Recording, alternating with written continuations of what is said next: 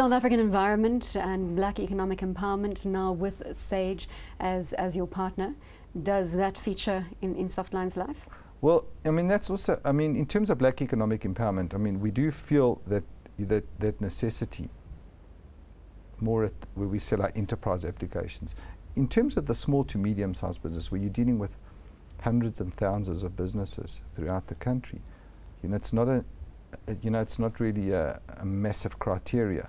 But for me, I mean, when we were a quoted company back in the late 90s, a big chunk of the business was owned by, at the time, HCI, and we had Marcel Golding and Johnny Copland on the board at the time. So we had, and then when we moved to a privatization of the company, we went into Sage, that ceased to exist.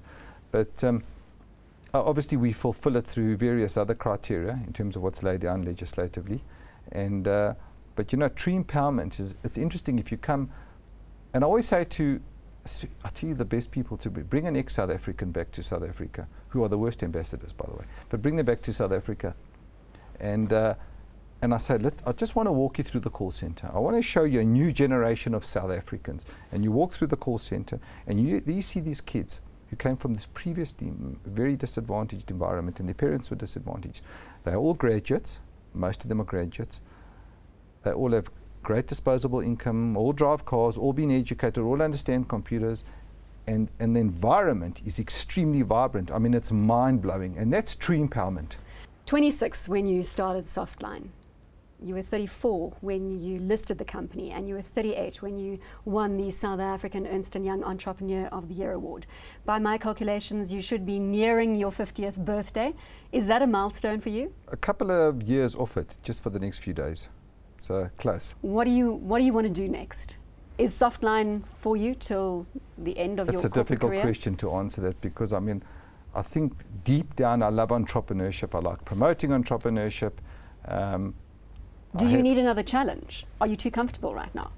We create challenges all the time. We're busy right now as we talk with a challenge at Softline, which is our next, let's call it, entrepreneurial venture within a corporate environment. So we are stimulated and challenged all the time.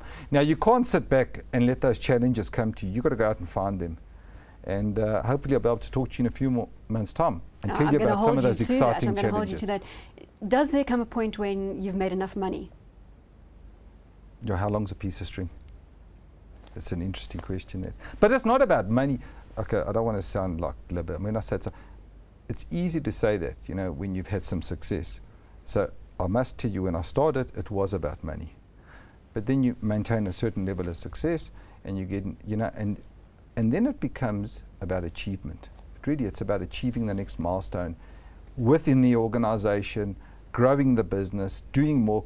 I mean, we hold a big responsibility towards, take for example, in the South African business, because a large portion of the SMEs throughout this country run on our application. So every day you wake up, and I tell the people at Softline, you guys have a responsibility.